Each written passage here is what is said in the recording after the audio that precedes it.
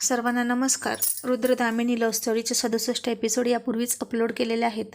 कृपया ते सर्व एपिसोड ऐकण्यासाठी आपल्या चॅनलला भेट द्यावी.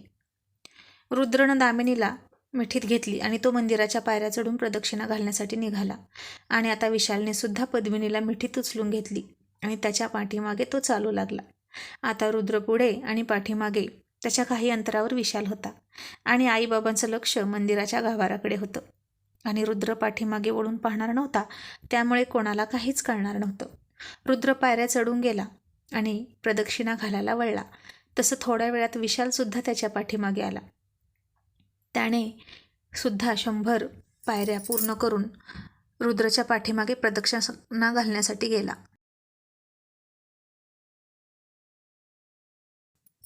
आणि पद्मिनीनं तिथेच खांबाला लागलेलं कुंकू तिच्या हातात घेतलं आणि विशालच्या कपाळाला लावलं. विशालने त्याचं कपाळ तिच्या कपाळाला टेकवलं आणि त्याच्या कपाळाचं कुंकू तिच्या कपाळाला लावलं. आणि आता 3 फेऱ्या पूर्ण करून रुद्र 4थ्या फेरीला गेला आणि विशाल 3 फेऱ्या संपवून पुन्हा पद्मिनीला घेऊन खाली आला. त्याने तिला पुन्हा त्या बाकड्यावर बसवली आणि तिच्या शेजारी बसला. रुद्र आणि दामिनी 5 प्रदक्षिणा संपवून पूजेसाठी बसले. आईनं रुद्र दामिनीची पुन्हा गाठ मारली आणि जोडीनं पूजेला बसवलं. आणि ती त्याचा हात हातात घेऊन म्हणाली, साहेब, आज मी खूप खुश आहे. मला खरंच खूप भरून पावल्यासारखं वाटते. विशाल म्हणाला, मग या गुलामाला काय बक्षीस मिळेल? राणीसाहेब खुश आहेत म्हटल्यावर. असं म्हणून विशालनं तिच्यासमोर त्याचा गाल पुढे केला आणि ती लाजून हसली आणि म्हणाली, साहेब, मंदिर आहे हे. आणि काही कळतं की नाही तुम्हाला? विशाल म्हणाला, सध्या माझ्या मनाला, मेंदूला आणि सगळ्या ज्ञानेंद्रियांना फक्त तूच कळत आहेस, तूच दिसत आहेस, तूच समजत आहेस. तुलाच मी माझ्या श्वासासोबत माझ्या छातीत सामावून घेतोय. विशाल तर आता पूर्ण पद्मिनीचा वेडा झाला होता आणि पद्मिनी हसत होती त्याच्या या वेडेपणाला आणि म्हणाली, साहेब, तुम्ही इतके रोमॅन्टिक असाल असं वाटलं नव्हतं बरं का मला. विशाल म्हणाला, का? आता तुलाही तुझ्या भावासारखी माझ्यावर शंका आहे की काय? मी पुरुष आहे की नाही अशी? तसं असेल तर आधीच खात्री करून घे, मग नंतर पस्तावा नको. आणि ती फार लाजून तोंड वळवून म्हणाली, शिबाई, काहीही काय बोलता तुम्ही? असले चावट विषय मंदिरात नको प्लीज. आणि मग रुद्र आणि दामिनीची पूजा संपन्न झाली. दामिनी आणि रुद्रसुद्धा खूप खुश दिसत होते. त्यांनी सगळ्यांना नमस्कार केला, जोडीनं खाली आले आणि आता तिथेच त्यांची गाठसुद्धा मारली होती तशाच अवस्थेत ते खाली आले होते. आई म्हणाली, रुद्र, दामिनी, विशाल आणि पल्लवीचा सुद्धा आशीर्वाद घ्या, ते सुद्धा मोठे आहेत तुमच्यापेक्षा. आणि रुद्र ताईला नमस्कार करण्यासाठी वाकला आणि तिच्या शेजारी त्याला विशालचे पाय दिसले आणि तो मनात थोडा चिडला, कारण विशाल तर अगदी पद्मिनीच्या जोडीला उभा राहिल्यासारखा बसला होता, तिचा नवरा असल्यासारखा. त्यानं पद्मिनीला नमस्कार केला. दामिनीनं सुद्धा पद्मिनीला नमस्कार केला आणि दामिनी विशालला नमस्कार करण्यासाठी वाकली, पण रुद्र मात्र वाकला नाही, तो तसाच खांबासारखा उभा राहिला.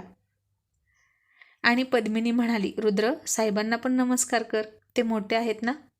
आणि तसा रुद्र दामिनी खाली वाकले आणि खट्याळ रुद्रनं विशालच्या पायाला चिमटा घेतला आणि विशाल जोरात ओरडला, आई ग.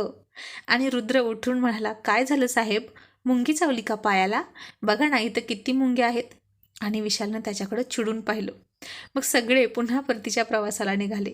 रुद्रनं त्याच्या खांद्यावरचा शेला दामिनीच्या खांद्यावर टाकला आणि ताईला म्हणाला, ताई, आता तू कुठे बसतेस?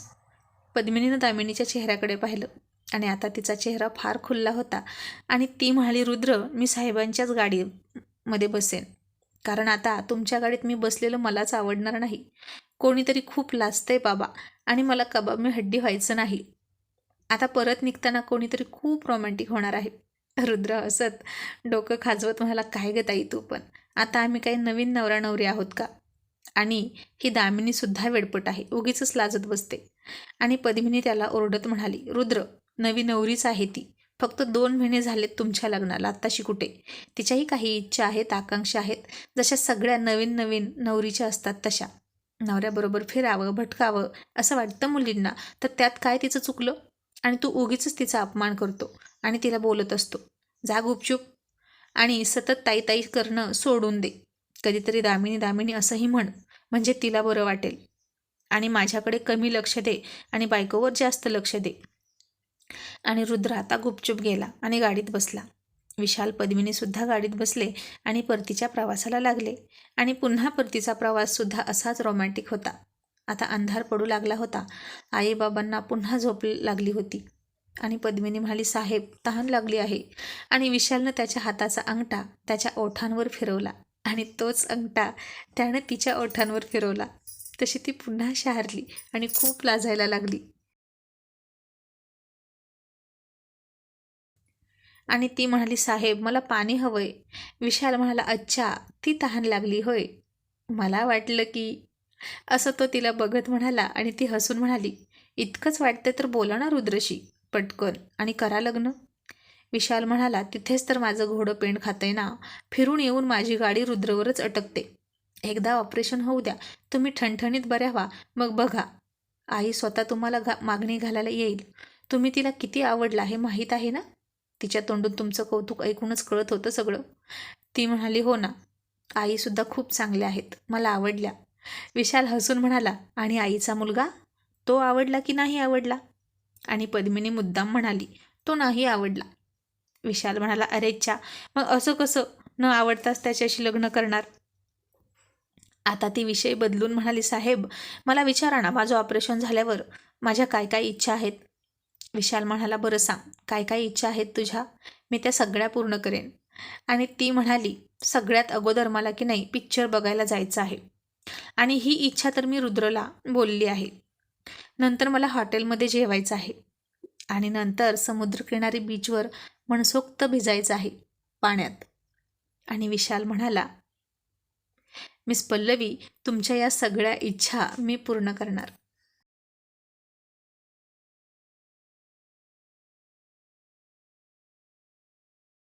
आणि ती म्हणाली, आणखीन एक इच्छा आहे, सांगू. तो म्हणाला, सांग, कारण एकही इच्छा मी अपूर्ण ठेवणार नाही तुझी. आणि ती म्हणाली, माझं ऑपरेशन झाल्यानंतर मला जमिनीवर पहिलं पाऊल तुमच्या हातात हात देऊन ठेवायचं आहे. आणि तो हसून तिचा हात पकडून म्हणाला, तुझी ही इच्छासुद्धा मी पूर्ण करणार पल्लवी. मग ती काहीतरी बोलणार इतक्यात आईला जाग आली. आणि आई म्हणाली, विशाल आपण कुठे आलो रे. विशाल म्हणाला, आई अजून 2-2.5 तासाचा प्रवास आहे. आता अंधार पडलाच होता आणि मुंबईत शिरतात प्रचंड ट्रॅफिक लागलं आणि सगळे अडकून पडले. रुद्र जाम वैतागला होता. आणि इतक्यात फिरून एक छोटी मुलगी पैसे मागत होती आणि ती रुद्रच्या गाडीजवळ आली. रुद्रनं वैतागून तिला हाकलून दिलं आणि विशालनं ते पाहिलं. आणि नंतर ती विशालच्या गाडीकडे आली. विशालने मात्र रुद्रकडे रागात बघितलं आणि त्याच्या खिशातून होते नव्हते तेवढे तिला पैसे दिले. आणि ती मुलगी म्हणाली, देव तुमचं भलं करो साहेब. आणि विशाल तिला म्हणाला, हाच आशीर्वाद तिथे सुद्धा जाऊन दे, कारण मी त्याच्या वाटणीचे सुद्धा पैसे दिलेले आहेत. ती मुलगी पुन्हा गेली रुद्रजवळ आणि म्हणाली, देव तुमचं भलं करो साहेब. आणि आता रुद्रला काहीच कळलं नाही. त्याचा राग कमी झाला आणि त्यानंही त्या मुलीला पैसे दिले. आणि पद्मिनी मात्र विशालकडे भारावून जात बघत होती. त्याच्या नावासारखंच त्याचं मनसुद्धा विशाल होतं. आणि आता पुन्हा गांधी चौकात आल्यानंतर पद्मिनीनं आईबाबांचा आणि विशालचा हसून निरोप घेतला आणि रुद्रच्या गाडीत बसली आणि सगळे आपल्या आपल्या घरी गेले. रुद्र, दामिनी, आईबाबा थकून झोपले, पण विशाल आणि पद्मिनीला मात्र झोप येत नव्हती. सतत गाडीतील त्या रोमॅन्टिक गप्पा आणि ते रोमॅन्टिक स्पर्श आठवत होते. त्याच्या डोळ्यात ती आणि तिच्या डोळ्यात तो अगदी मावेनासे झाले होते. आणि त्यानं न राहून तिला फोन केला आणि मनसोक्त पुन्हा गप्पा मारल्या. आणि ती थकून म्हणाली, साहेब झोप आली, खूप कंटाळा आला आहे, झोपू का. आणि त्यानं तिला फोनवर खूप खूप किस केले आणि ती न्हावून निघाली त्याच्या चुंबनांच्या वर्षावानं. आणि तिच्या डोळ्यात पाणी आलं त्याचं प्रेम पाहून. दोघेही खूप उशिरा झोपले. आणि आता पद्मिनीच्या ऑपरेशनचा दिवस उजाडला. रुद्र हॉस्पिटलमध्ये होता आणि विशालला तिथं कसं जावं हा प्रश्न पडला. तो पोलीस स्टेशनमध्ये होता, पण त्याचं लक्ष कुठल्याच कामात लागत नव्हतं.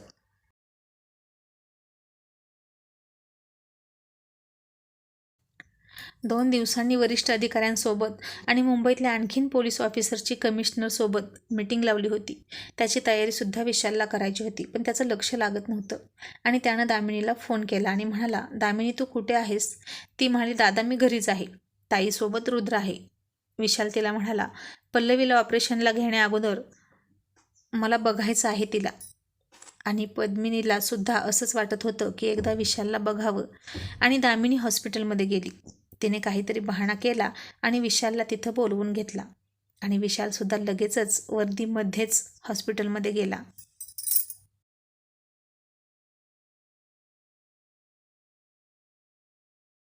विशालला तिथं पाहून रुद्रला पुन्हा राग आला, पण तो काहीच बोलला नाही, कारण पद्मिनी घाबरत होती, खूप डिस्टर्ब वाटत होती.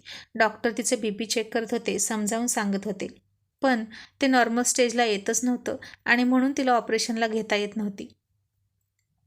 रुद्र तिला दिलासा देत म्हणाला. दामिनी सुद्धा तिला समजावून सांगत होती की काहीच नाही होणार, शांत राहा, सगळं चांगलं होईल. पण पद्मिनी घाबरत होती. मला ऑपरेशन करायचं नाही, मला घरी घेऊन चला, असा हट्ट करत होती. आणि आता तिथे विशाल आला आणि त्याला वर्दीमध्ये बघून पद्मिनीला बरं वाटलं. तिच्या चेहऱ्यावर स्माईल आली आणि विशाल तिला म्हणाला, मिस पल्लवी, काय लहान मुलीसारखं लावलं आहे तुम्ही?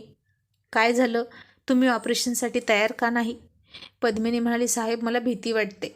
आणि आता विशाल आणखीन थोडा पुढे गेला आणि रुद्रकडे पाहून म्हणाला, मी थोडं बोलू का?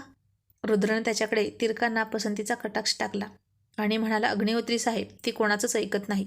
डॉक्टरांचं सुद्धा नाही, माझं नाही, की दामिनीचंही नाही. आम्ही सगळे सांगून थकलोय तिला, पण ती खूप घाबरली आहे. मग तुम्ही काय सांगणार आहात अजून तिला जगावेगळं? आणि विशाल म्हणाला, मला प्रयत्न तरी करू दे. आणि सध्या माझ्यापेक्षा इथे जास्त महत्त्वाच्या मिस पल्लवी आहेत, हो ना? तू माझ्याऐवजी त्यांच्याकडे लक्ष दे.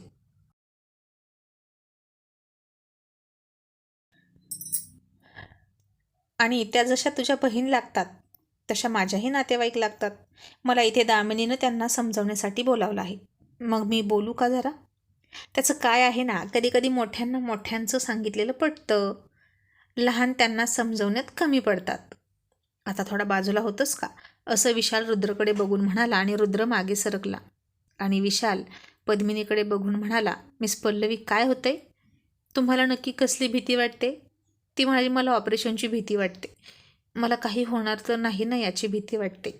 आणि विशाल तिला म्हणाला, हे बघा, काहीच होणार नाही. डॉक्टरांवर विश्वास ठेवा आणि देवावर सुद्धा. जे स्वप्न तुम्ही पाहिलेलं आहे तुमच्या भावी आयुष्यासाठी, ते पूर्ण करायचं असेल तर तुमचं ऑपरेशन होणं गरजेचं आहे. आणि तुमच्यासोबत आणखीन कोणीतरी, म्हणजे आणखीन खूप जणांनी हे स्वप्न पाहिले. सगळ्यांनाच खूप आनंद वाटेल तुम्ही तुमच्या पायावर उभा राहिलात तर. मग स्वतःसाठी नाही तर त्या सगळ्यांसाठी, जे तुमच्यावर प्रेम करतात त्यांच्यासाठी तरी तुम्ही नॉर्मल राहा, असा तो तिच्या डोळ्यात डोळे घालून म्हणाला.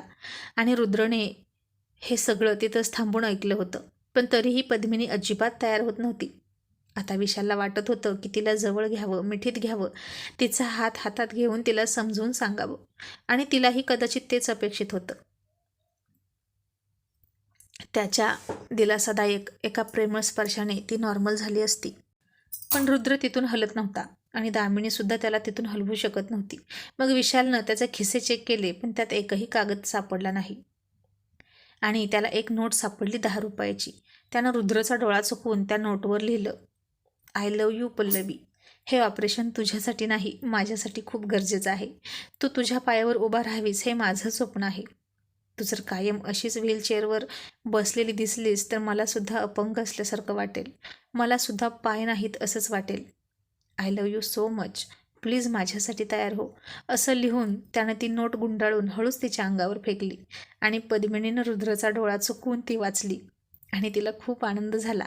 आणि ती हसून म्हणाली, हो साहेब, तुमचं म्हणणं मला पटतंय. मी तयार आहे ऑपरेशनसाठी. आणि ते पाहून रुद्र थोडा चकितच झाला. ताईला आता विशाल तर जास्त पटत होतं. त्यानं दिलासा दिला की ती लगेच सावरली हे कळत होतं. मग काही क्षण विशाल आणि पद्मिनी दोघांनीही एकमेकांना डोळे भरून पाहिलं. डोळ्यांची भाषा डोळ्यांना समजली आणि तिला ऑपरेशनसाठी घेतली. बराच वेळ तिचं ऑपरेशन चाललं होतं. दामिनी, रुद्र आणि विशाल तिथेच होते. विशालला पोलीस स्टेशनमधून फोन आला आणि तो नाईलाजाने निघून गेला. आणि शेवटी ऑपरेशन संपलं. पण ती बेशुद्ध होती. बऱ्याच वेळानं तिला शुद्ध आली, तेव्हा तिच्यासमोर रुद्र आणि दामिनी होते. आणि विशाल समोर नाही म्हणून ती थोडी हिरमुसली.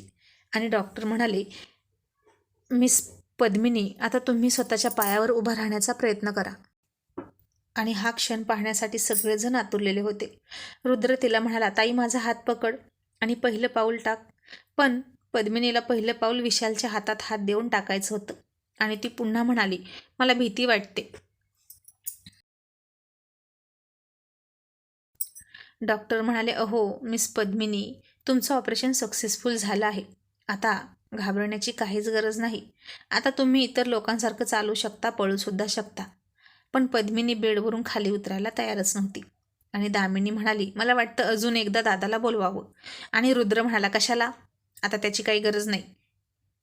कधीतरी ताई उतरेलच की बेडवरून आणि तू इथेच थांब तिच्यासोबत, मी जरा जाऊन येतो. असं म्हणून त्यानं आईबाबांना फोन करून सांगितलं. विजयला सुद्धा फोन करून सांगितलं की ऑपरेशन व्यवस्थित पार पडलं आहे आणि तो थोडं काम होतं म्हणून त्याच्या ऑफिसमध्ये गेला. आणि दामिनीनं विशालला फोन केलाच आणि विशाल भला मोठा लाल गुलाबांचा बुके हातात घेऊनच खूप हसऱ्या चेहऱ्यानं पद्मिनीकडे आला. आणि आता रुद्र नव्हता म्हणून त्यानं आल्या आल्या तिच्या हातात तो बुके दिला. तिने हसून तो बुके घेतला आणि बाजूला ठेवला आणि विशालनं तिला मिठी मारली. आणि दामिनी म्हणाली, ताई तुमचा डॉक्टर आला आहे. आता मला वाटतं तुम्हाला कोणाचीच गरज नाही. मी बाहेर थांबते बरं का. रुद्र येतोय का याच्यावर लक्ष ठेवते. तुम्ही तुमचं काय ते पहिलं पाऊल वगैरे आवरून घ्या बरं. आणि विशाल म्हणाला, दामिनी थँक्यू. दामिनी म्हणाली, थँक्यूची गरज नाही दादा, पण तू मला आणि रुद्रला किती त्रास दिलास. तू आमचं प्रेम अजिबात समजून घेतलं नाहीस. पण कसं असतं ना, ज्याच्या नशिबात जे असतं ते त्याला मिळूनच राहतं. आणि म्हणून मी ताईंची आणि तुझी मदत करते. आणि इथून पुढे कोणालाच असा त्रास देऊ नकोस, समजलं. मी आहे बाहेर, रुद्रवर लक्ष ठेवते.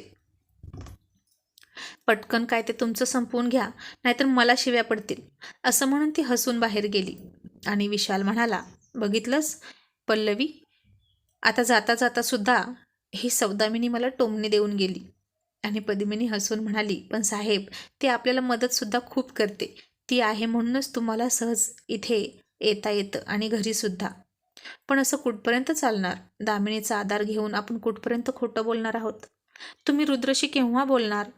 विशाल म्हणाला, आता तो दिवस लांब नाही मिस पल्लवी.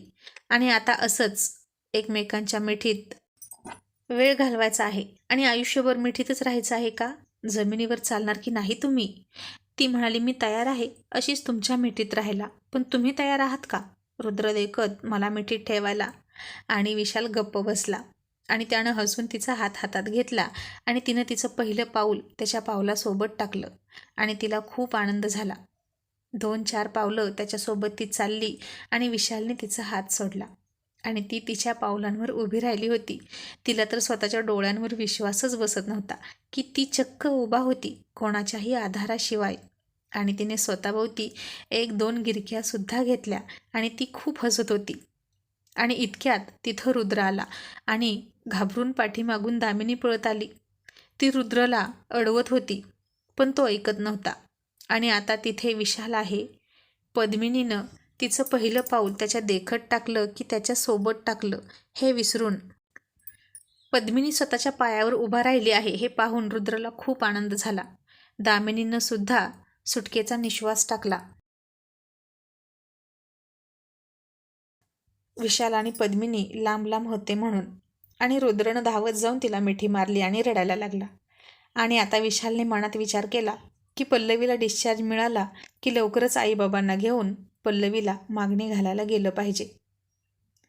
मग इतक्यात रुद्रचा फोन वाजला. तर विजयचा फोन होता. आणि रुद्र म्हणाला, ताई त्याला तुझ्याशी बोलायचंय. तुझं ऑपरेशन झालं आहे म्हणून त्याला तुझं अभिनंदन करायचंय आणि तुझा काय निर्णय आहे हे सुद्धा त्याला ऐकायचं आहे. आणि पद्मिनीनं फोन घेतला आणि विशालकडे पाहून फोनवर त्याच्याशी बोलत होती. आणि विशाल नाराज झाला.